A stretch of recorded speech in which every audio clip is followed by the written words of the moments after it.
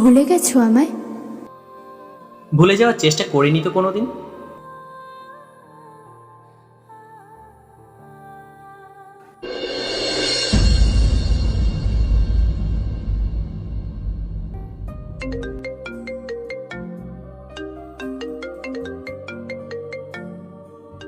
Hello, hello, কে বলছেন?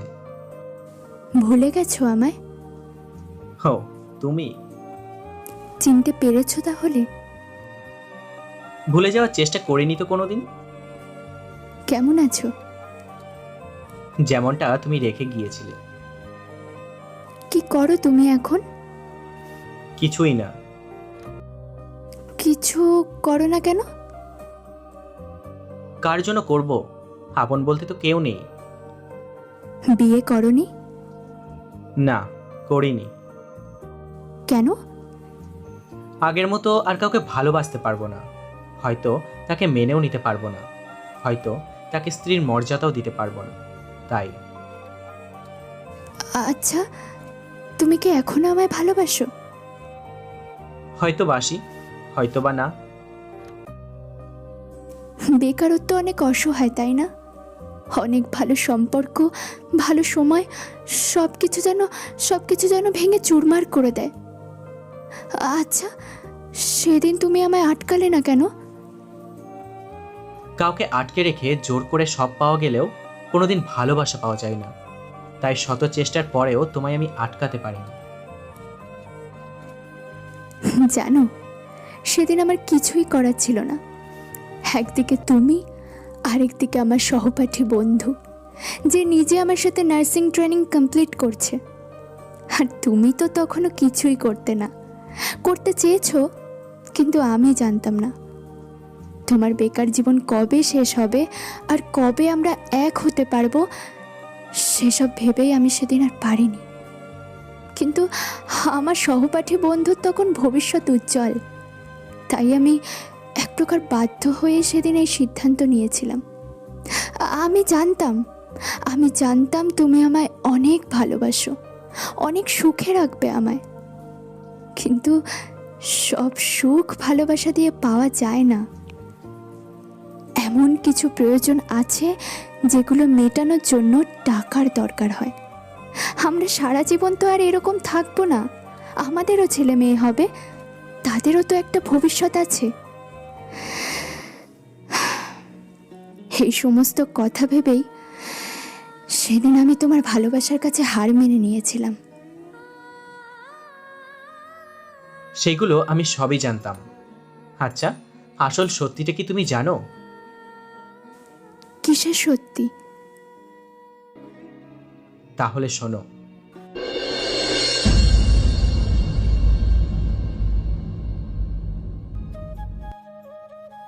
তোমাকে যেদিন আমি প্রথম দেখেছিলাম সেই দিনই তোমায় ভালো লেগে গিয়েছিল। তারপর আস্তে আস্তে আমাদের পরিচয় আর কথা বলা শুরু। এভাবে আমার ভালো লাগা কখন যে ধীরে ধীরে ভালোবাসাতে পরিণত হয়ে যায় সেটা আমি বুঝতেই পারিনি। একদিন তোমায় আমার ভালোবাসার কথা জানালাম, তুমিও আমায় অ্যাকসেপ্ট করে নিলে। এভাবেই শুরু হলো আমাদের গল্পের নতুন একটা অধ্যায়। স্কুলের ছুটির পর তোমার সাথে দেখা করা, তোমার সাথে গল্প করতে করতে পথ চলার জন্য রোজ সাইকেল নিয়ে স্কুলে যেতাম। আর ছুটির পর তোমার জন্য অপেক্ষা করতে করতে পথ চেয়ে দাঁড়িয়ে থাকা, যে কখন তুমি আসবে আর আমরা একসাথে গল্প করতে করতে যাব। তুমি জানো, যখন তুমি চলে যেতে আমার অনেক কষ্ট হতো। মনে হতো মাত্র এইটুকু পথ আমরা এলাম। আর তখন আমি ভাবতাম, রাস্তার মোড়ের ওই ল্যাম্পপোস্টটা যদি আরেকটু দূরে হতো তাহলে হয়তো তোমার সাথে আরও কিছুক্ষণ থাকতে পারতাম। কিন্তু যখন আমি বাড়ি ফেরার জন্য একা একা ফিরতাম তখন মনে হতো অনেকটা রাস্তায় তোমার সাথে চলে এসেছি গল্প করতে করতে। কিন্তু সেটা কতটা তা তুমি থাকার জন্য বুঝতে পারিনি। সেটা তখন বুঝতাম যখন আমি একা একা ফিরে আসতাম। এভাবেই কেটে গেল সেই বছরটা। আমাদের মাধ্যমিক পরীক্ষাও শেষ হয়ে গেল। তারপর রেজাল্টও বের হলো। নতুন করে 11-এ ভর্তি হওয়ার তোড়জোড় শুরু হয়ে গেল। আর তুমিও ভর্তি হয়ে গেলে আমাদের স্কুলে। মনে আছে, তুমি রোজ আগে স্কুলে চলে যেতে আর বসতে তৃতীয় বেঞ্চের একদম ধারের দিকে, আর অপর দিকে তৃতীয় বেঞ্চের ধারে বসতাম আমি। মানে আমরা প্রায় পাশাপাশি, শুধুমাত্র আমাদের মাঝে ছিল ছোট্ট একটা রাস্তা।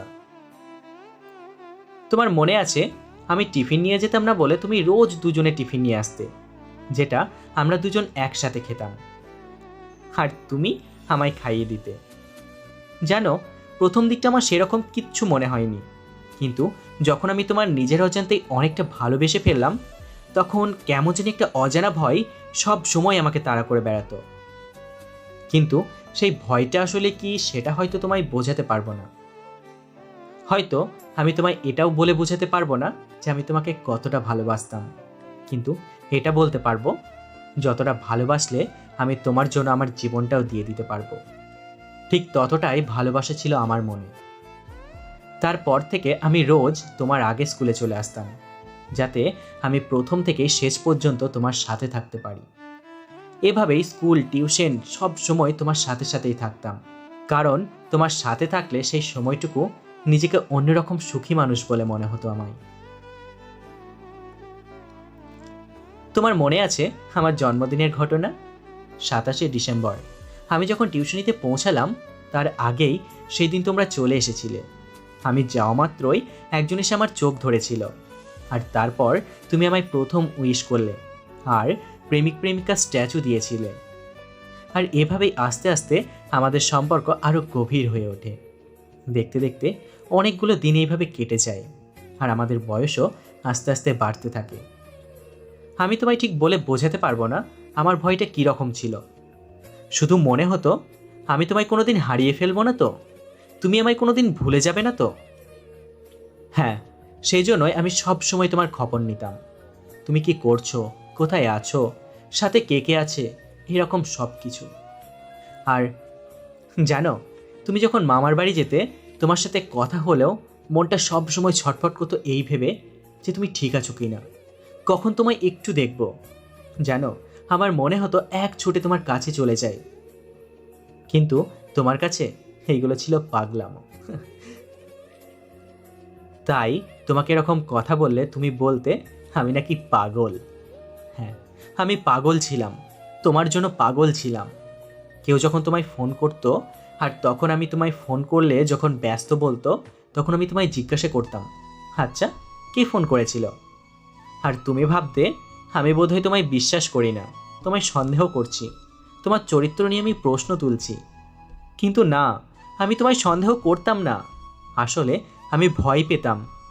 কারণটা কি জানো? কারণ আমরা ছিলাম সমবয়সী, তাই তোমায় হারিয়ে ফেলার ভয়টা সব সময় আমায় তাড়া করত। দেখতে দেখতে এভাবেই কেটে গেল আরও অনেকগুলো দিন, আর আমাদের উচ্চ মাধ্যমিক পরীক্ষাটাও শেষ হয়ে গেল। আর তখন আমাদের মধ্যে দেখা সাক্ষাৎও কম হতে শুরু করলো, শুধু ফোনেই কথা হতো। আর এইভাবেই আমাদের দূরত্ব আস্তে আস্তে বাড়তে শুরু করলো। তবু আমি ভেবেছিলাম এই দূরত্বটা হয়তো ক্ষণিকের, যেটা তুমি সবসময় বলতে। আর সেই জন্যই আমি ঠিক করেছিলাম আমি কিছু একটা করে নিজের পায়ে দাঁড়াবো, যত তাড়াতাড়ি সম্ভব। তাই আমি বাড়ি ছেড়ে, তোমায় ছেড়ে অনেক দূরে চলে গেলাম, যে কিছু একটা করে আগে নিজে প্রতিষ্ঠিত হয়ে নিই, তারপর আমি ফিরব। তখন হয়তো আমাদের এই দূরত্বটা আর থাকবে না। কিন্তু দেখো ভাগ্যের কেমন পরিহাস, যখন তোমায় ছেড়ে কাজের জন্য বাইরে গেলাম, সারা দিন কাজ নিয়ে থাকতাম। সকাল থেকে অফিস, আর বিকেলবেলা ফিরে কিছু খাওয়া দাওয়া করে তোমার সাথে একটু কথা বলতাম। তখন তোমায় আর আগের মতো খুব একটা সময় দিতে পারতাম না। আর এভাবেই আমাদের দূরত্বটা আস্তে আস্তে অনেকটাই বেড়ে গেল। আর তারপর হঠাৎ করে এগিয়ে এলো সেই দিন, যেটা আমি কোনো দিন ভুলতে পারবো না। 14ই জুন, ঠিক তার দুদিন পর ছিল তোমার জন্মদিন। অনেক কিছু ভেবে রেখেছিলাম আমি এই দিনটাকে নিয়ে, তাই আমি বাড়ি ফিরছিলাম সেই দিন। কিন্তু দেখো, সেই 14ই জুনই তোমার আর আমার সম্পর্কের শেষ দিন হয়ে গেল। অনেক কষ্ট হয়েছিল জানো সেই দিন। ক্ষণিকের জন্য মনে হয়েছিল পাশেই তো রেল লাইন, ট্রেন আসার আগে মাথা রেখে শুয়ে পড়ি, কিন্তু আমি সেটাও করতে পারিনি। আমি চলে যাওয়ার পর যদি তোমার কিছু ক্ষতি হয়, তোমার কথা ভেবে, আমার পরিবারের কথা ভেবে, মা বাবার কথা ভেবে আমি তখন সেই কাজটা আর করতে পারিনি। যখন ফিরছিলাম ট্রেনের মধ্যে সবাই হাসাহাসি করছে, সবাই গল্প করছে, কেউ গান গাইছে, আর আমি সবার আড়ালে বসে মুখ গুমড়ে গুমড়ে কাঁদছি।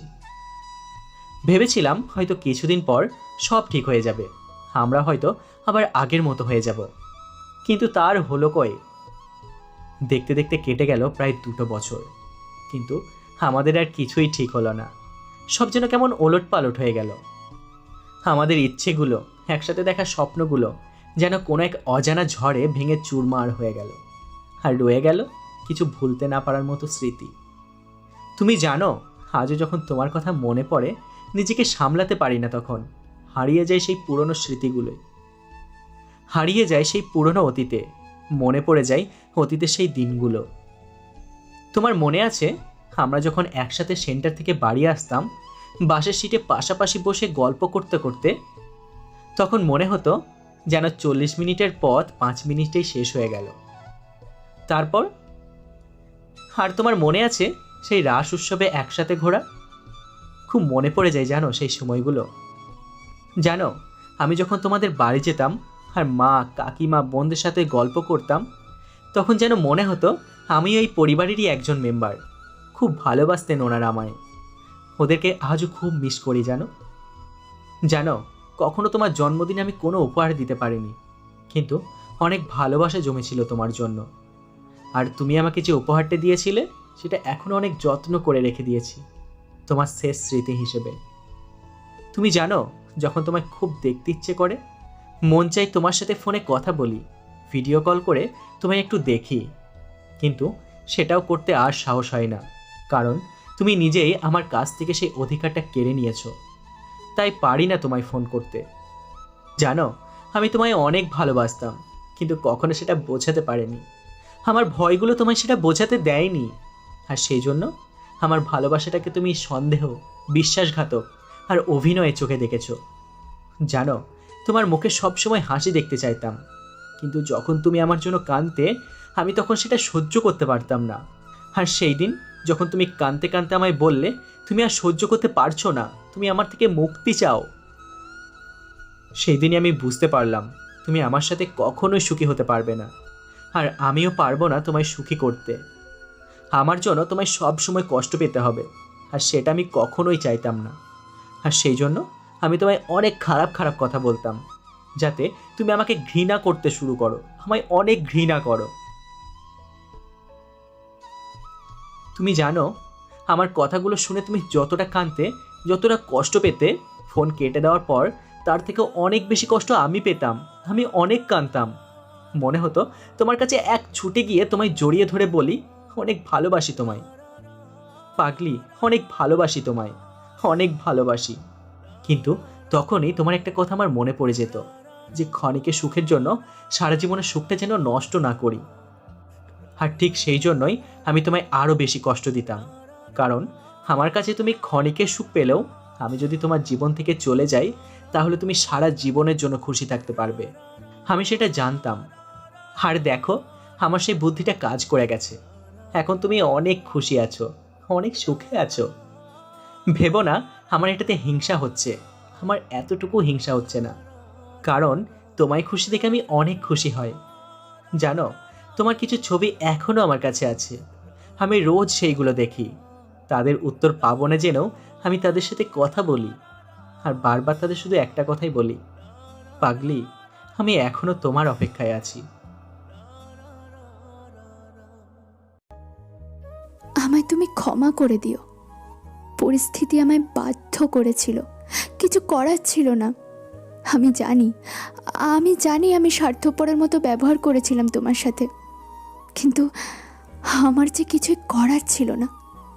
তখন আমি অন্যজনের ভালোবাসায় আসক্ত ছিলাম, তাই তোমার যত্ন নেওয়াগুলো আমার কাছে তখন বড্ড বিরক্ত লাগতো, পাগলামি মনে হতো। আমি জানি না পরজন্ম বলে কিছু হয় কিনা। যদি সত্যিই হয়ে থাকে, তাহলে যাতে তোমার মতো একজনকে জীবনসঙ্গী হিসেবে পাই, সেটাই আমি ভগবানের কাছে প্রার্থনা করব। যাই হোক, তুমি ভালো থেকো, নিজের খেয়াল নিও। আজ রাখছি। জানি না আর কখনো কথা হবে কিনা তোমার সাথে। যদি পারো তো জীবনটাকে নতুনভাবে শুরু করো। একটা কথা মনে রেখো, চেষ্টা করলে কিন্তু সব সম্ভব।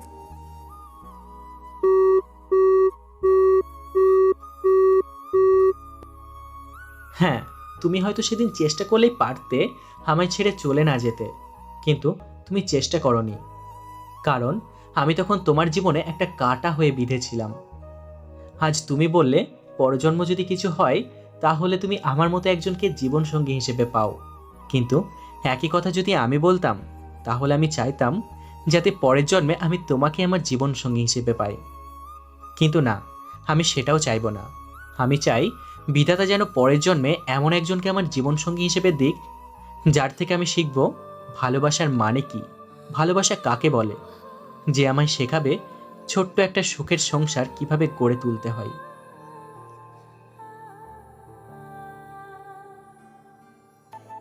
তো বন্ধুরা, আজকের এই গল্পটি তোমাদের কেমন লাগলো অবশ্যই কমেন্ট করে জানাতে ভুলবে না। গল্পটি ভালো লেগে থাকলে অবশ্যই লাইক করে গল্পটিকে শেয়ার করো তোমাদের বন্ধুদের সাথে। আর এরকম গল্প আরও শুনতে আমাদের চ্যানেলটিতে এখনই সাবস্ক্রাইব করে নাও, যাতে নতুন গল্প আপলোড হওয়া মাত্রই তার নোটিফিকেশান তোমাদের কাছে পৌঁছে যায়।